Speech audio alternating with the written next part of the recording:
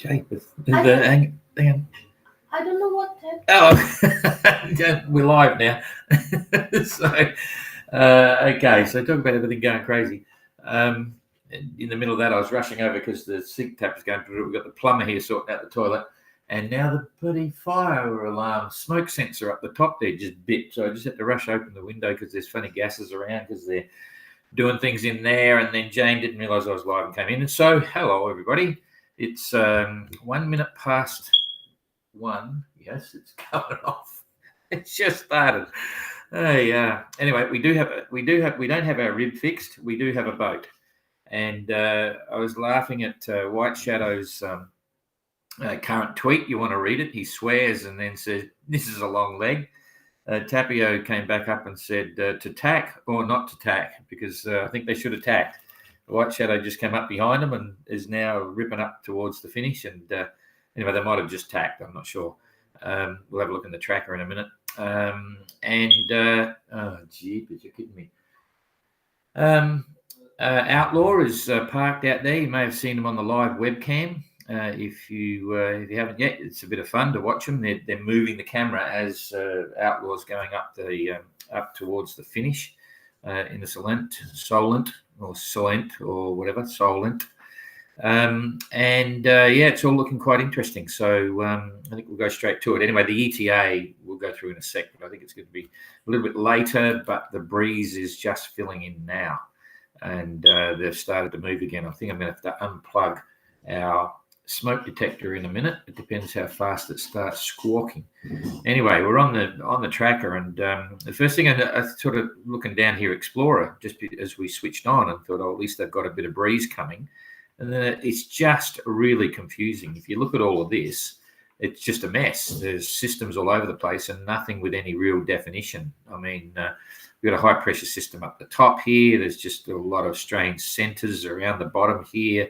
The trade winds are there, but they're way further south. So this is normally where the doldrums are, right down here, but it's just nothing. It's really kind of strange. But anyway, that's part of the course. And when that smoke detector bips again, it's really going to annoy me.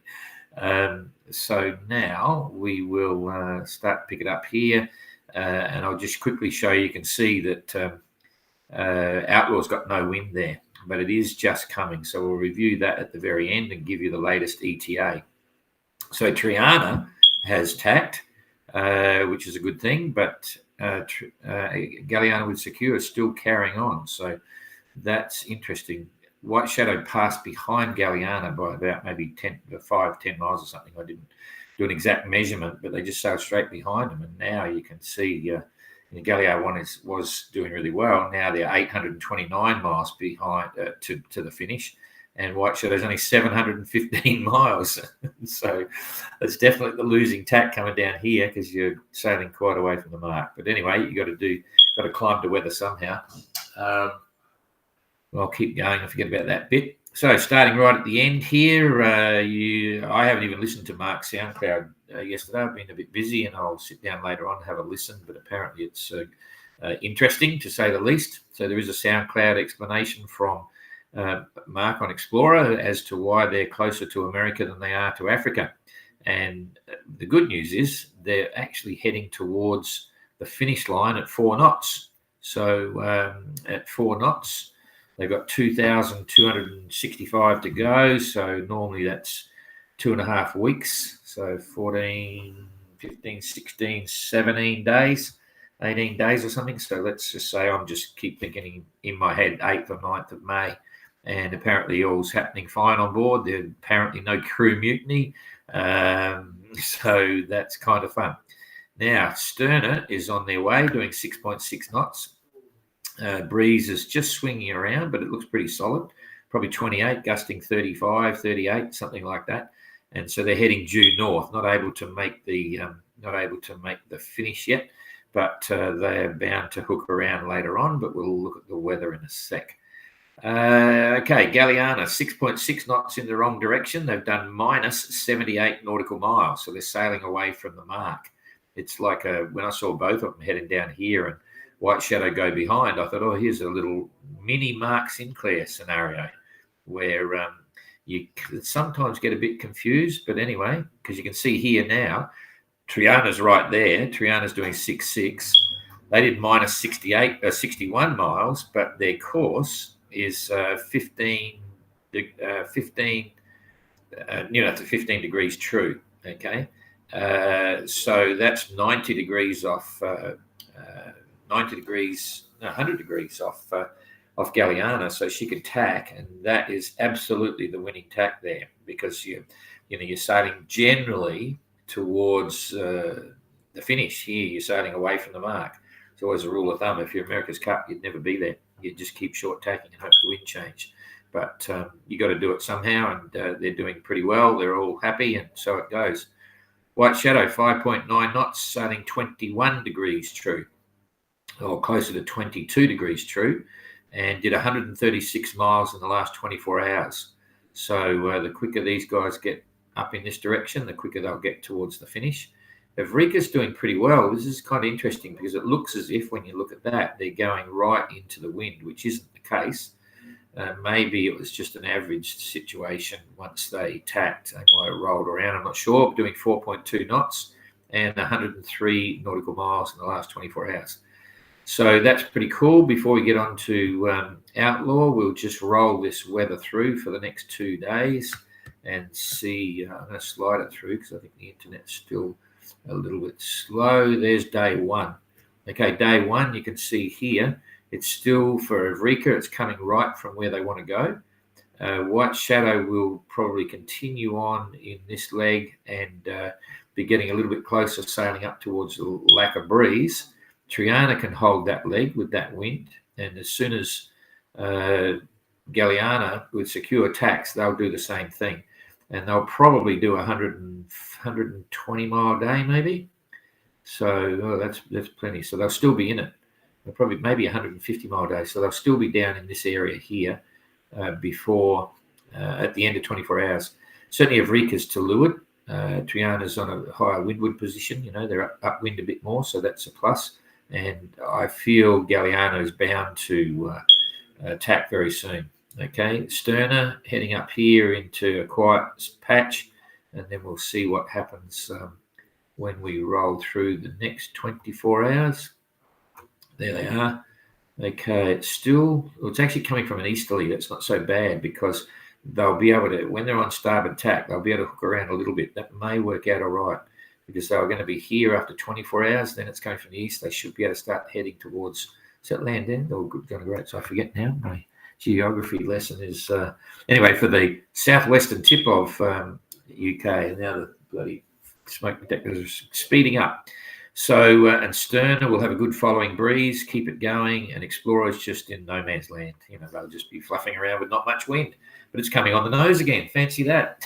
So maybe they'll get there by the end of May. Oh boy, the wrong place at the wrong time. So they will come up a little bit, but they'll probably, they'll be up far enough not to get headwinds. It should be coming from the northwest. So that will be a good thing. And extending that on a bit, just looking for day 3. Let's just see what it says for day 3.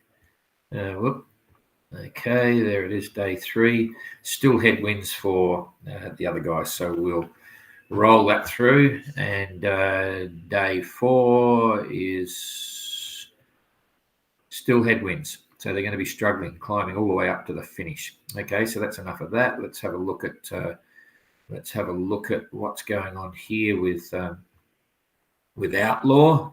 And as I say, you can watch them having a bit of fun on the webcam there. The breeze is just filling in now, so they'll probably speed up. And I've got to, what happened to the rest of it? Probably speed up, and I'll have to get out of here in a hurry. Yeah, 4.6 with only 8 nautical miles to the finish. So they, on that basis, they should be there in less than 2 hours. The tide's just turning. It's slack water more or less at the moment, but that might speed it up. So we're currently just past 1, 2, 3. So I think the ETA is something like about 2:45. They should cross the line because that breeze will. It's the wrong date.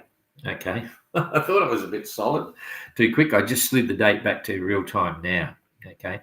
And it's still really light, but there's enough breeze to get going. And they did say at 1 o'clock. It's filling in from astern, Okay, so it's coming in from the southwest, and it'll be about 7 to 10 knots. So that should still push them through at about the same average speed. So yeah, we'll see them definitely within the next 2 hours. So we'll be out of here shortly and head on down there.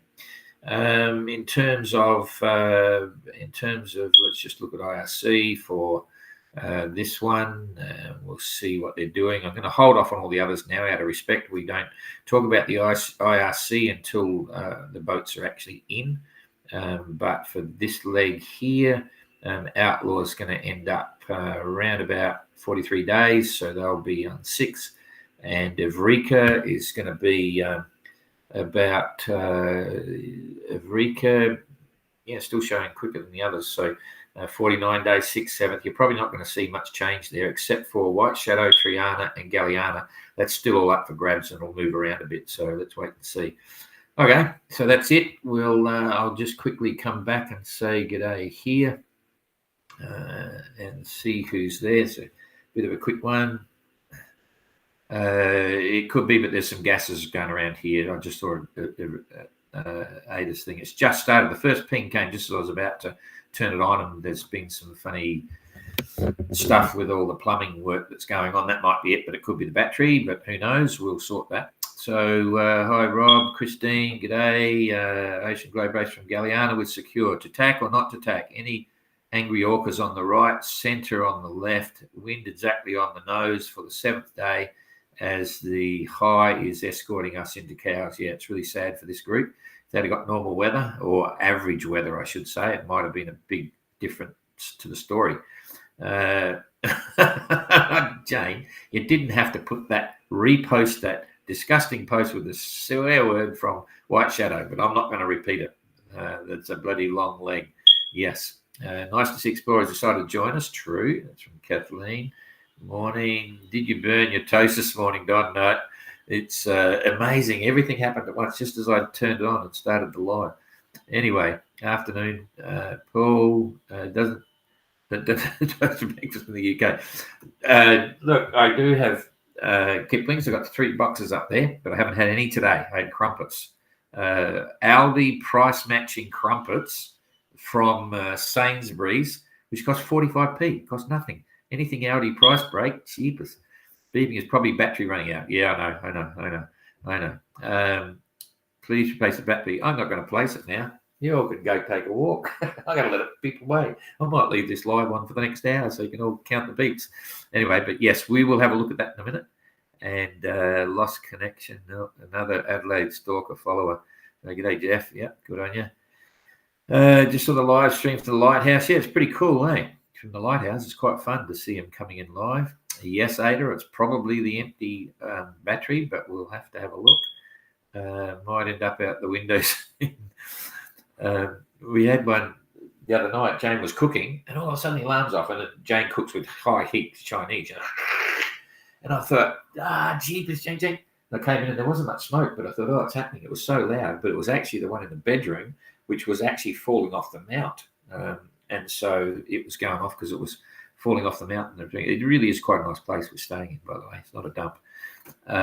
Mary, thanks a lot. And also Jane Ada for filming live departure of Marie and Penduick. Yeah, that was fun. It was very moving. As you said, it's the beginning of the end. Absolutely. We've got another opinion on the smoke detector. As for the smoke detector beeping, it's because the battery needs replacing. I agree. I absolutely agree, 100%. Anyway, hi folks. Anybody have a link to the right webcam? There are a few. The one on, I don't know, maybe they've sailed past the one on Facebook at the moment. The one below this was working, and they were moving the camera as they're getting close, but they might sail out of range of that one. And then there's probably some others. 6 knots on marine traffic. Jeeps, we better get out of here.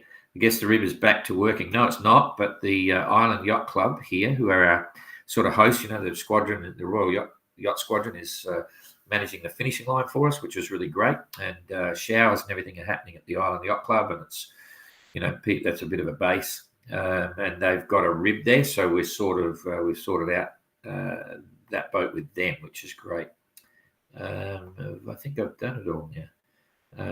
Going to be sad when this is over. Yeah, it is. Anyway, but it starts again in 2027, and we are absolutely buying a second boat. So, in fact, we just look, breaking news. The name of the new boat is going to be McIntyre Adventure.